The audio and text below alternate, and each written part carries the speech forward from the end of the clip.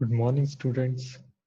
I am Nakul Parvat, and today we are going to discuss the sixth unit. We are going to begin the discussion of the sixth unit, that is ionic equilibrium and colligative properties. So I welcome you all to the digital lecture series organized by Bajaj College of Science, Wardha. The unit that we are going to discuss is ionic equilibrium and colligative properties. This is our lecture 1. So we will begin with the part A, that is ionic equilibrium. So the first point that we have to discuss in this particular unit is classification of electrolytes. All of you know that electrolytes are the substances which dissociate when added to water or in their aqueous solutions. Now, the electrolytes can be further classified into two types depending upon the extent of dissociation or how much dissociation is taking place. So the first type of electrolytes is strong electrolyte. The strong electrolytes completely dissociate when added to water or in their aqueous solution. Some of the substances, that is ionic compounds, when they are melted, they also form ions because there are already ions existing in their structures, just there is separation of ions. So in the molten form or in aqueous solution form, these strong electrolytes, they will act as very good conductors of electricity. The examples of the strong electrolytes are strong acids like HCl, H2SO4, that is hydrochloric acid, sulfuric acid, nitric acid. Then strong bases like sodium hydroxide, potassium hydroxide, and most of the salts like sodium chloride, potassium bromide, they are the strong electrolytes because they completely dissociate when they are added into the aqueous solution or in water. So their dissociation can be represented by such type of arrow because they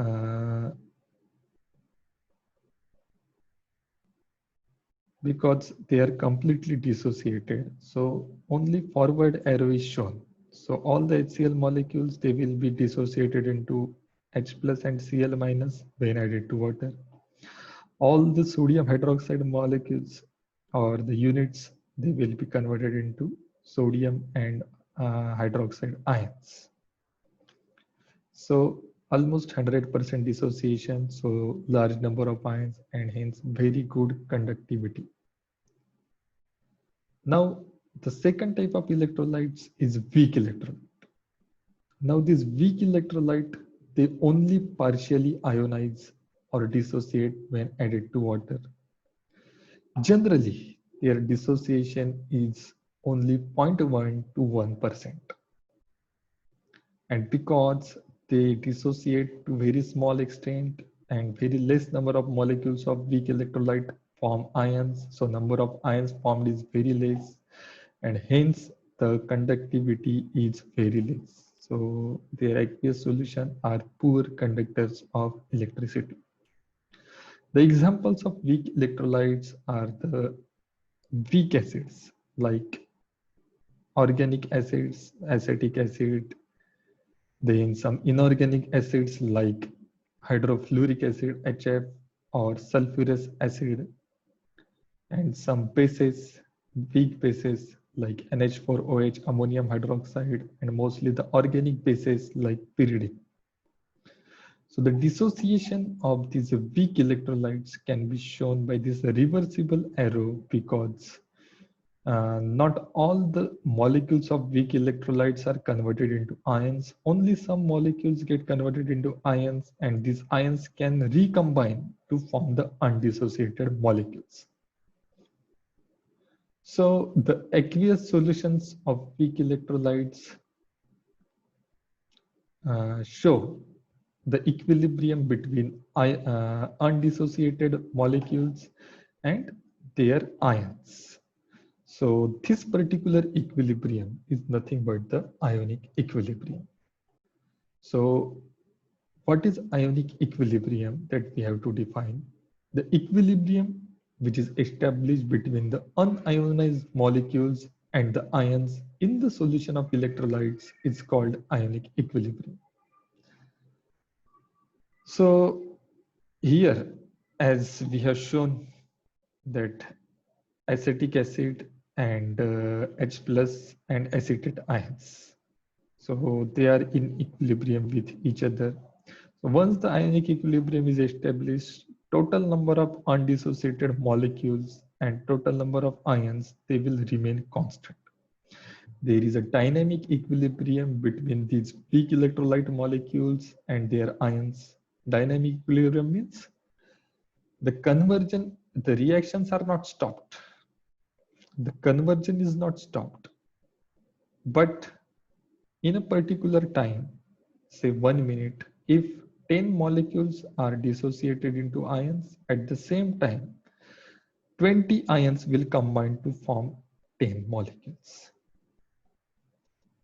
So similar is here in case of ammonium hydroxide. If 10 ammonium hydroxide molecules, they are converted into ammonium and hydroxide ions. At the same time, 20 ions and 10 ammonium ions will combine with 10 hydroxide ions and they will form 10 molecules of ammonium hydroxide.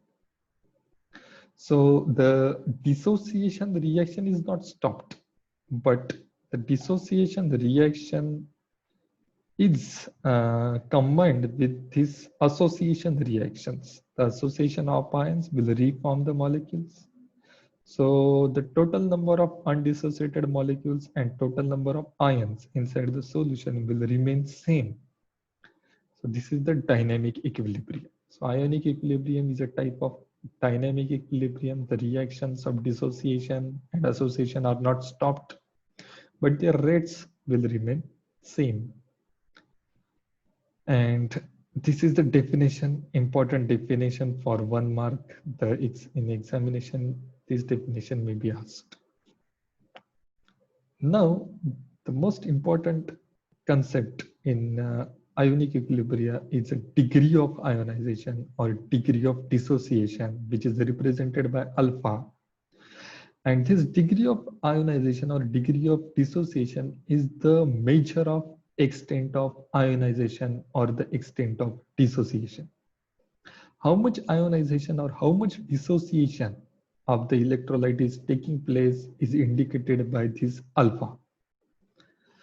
So alpha, that is degree of dissociation, can be defined as number of solute molecules dissociated at a given time divided by total number of solute molecules added to the solution.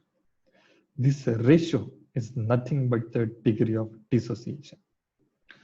So degree of dissociation is the fraction of total amount of substance that exists in the ionized form. So the degree of dissociation is the ratio of number of dissociated solute molecules at a given time to the total number of solute molecules added to the solution. For example, if we add 100 molecules to the solution and out of which only 10 molecules dissociate, then the degree of dissociation will be 10 divided by 100, that is 0.1. So it is the fraction of total amount of a substance that exists in the ionized form. For strong electrolytes, because almost all the number of molecules, most of the molecules are dissociated. So this numerator will be high and hence degree of dissociation will be high. And this means that more dissociation has taken place and more number of ions have been formed. On the other hand, the weak electrolytes, the numerator is small, that is number of solid molecules dissociated at a given time, it will be small, and hence weak electrolytes have less degree of dissociation. They are dissociated to the less extent, and hence they will form the less number of ions. So this is the concept of degree of dissociation. It is very important. You have to remember its definition. And this concept will be useful for rest of our physical chemistry study. Now, what are the factors affecting degree of ionization or degree of dissociation? Based upon the Arrhenius theory of electrolytic solutions, there was proposed an Oswald law. So from that law, we know that degree of dissociation is directly proportional to the dilution, that is, it is directly proportional to the amount of solvent, and degree of dissociation is inversely proportional to the concentration of a solution, or it is inversely proportional to the amount of solute. So I have shown both the factors similar because they are complementary. If amount of solvent is more, obviously amount of solute will be less. If dilution is more, that means concentration will be less. So degree of dissociation is directly proportional to dilution. And because the reciprocal of dilution is nothing but the concentration, hence degree of dissociation will be inversely proportional to the concentration of solution. So more the dilution, more will be degree of dissociation, and more the concentration, less will be degree of dissociation. Because the presence of the more number of ions can suppress the dissociation of the molecules. That is common ion effect that you may have studied in the 12th standard ionic equilibria, that the presence of common ion suppresses the dissociation of the particular solution. So the remaining that particular dependence on this dilution and concentration is indicated here. So here, more the number of molecules, there is less dissociation, and hence less number of ions. Now we have decreased the number of molecules. Suddenly what has happened? The dissociation has increased here from 20% to 40%. Here the number of molecules added are 5. Out of that 5, only 1 is dissociated.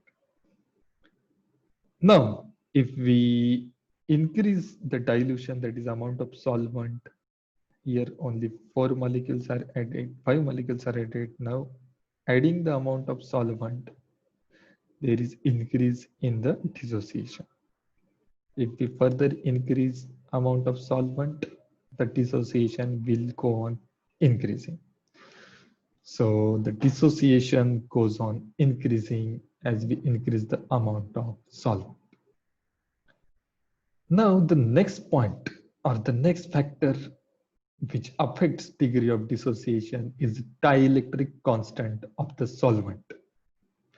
The degree of dissociation is directly proportional to the dielectric constant of a solvent. So dielectric constant of a solvent is the measure of its polarity. More the polarity of solvent, more is its dielectric constant. And degree of dissociation will be more if the dielectric constant or polarity of the solvent is more.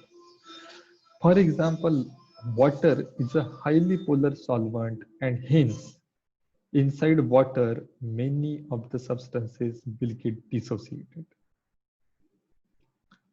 The second factor that affects degree of dissociation is temperature. The increased temperature can lead to increased dissociation, and hence to increased degree of dissociation.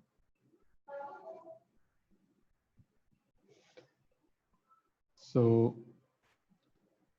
that were the factors, and here actually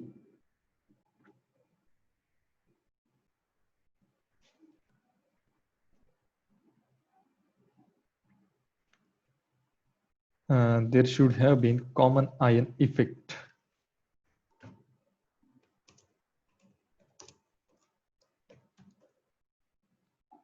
So the common ion effect, more the common ion effect, I have already told this in the while discussing the concentration, effect of concentration on degree of dissociation.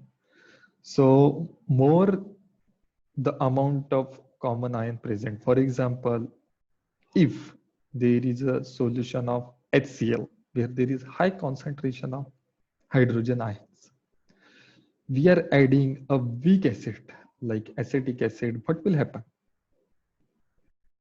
Already the common ion, that is hydrogen ion, is present in a very large amount inside the solution.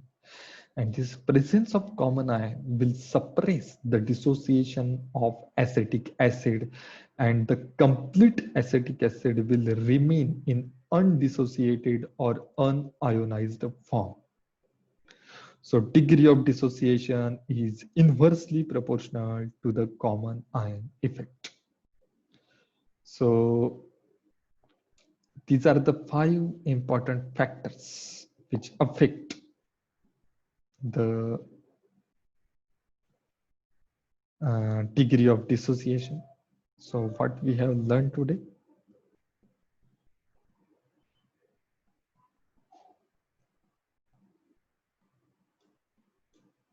We have learned the classification of electrolytes. Then we have learned what is ionic equilibrium, definition of ionic equilibrium. We have introduced with the concept of degree of dissociation, and we have studied the 5 important factors that affect the degree of dissociation of a compound. So you can study these points even, I think, in the 12th standard book, but study material I will upload to our Moodle site. So soon I will upload the second lecture also. Do watch it and keep studying. Thank you. Bye.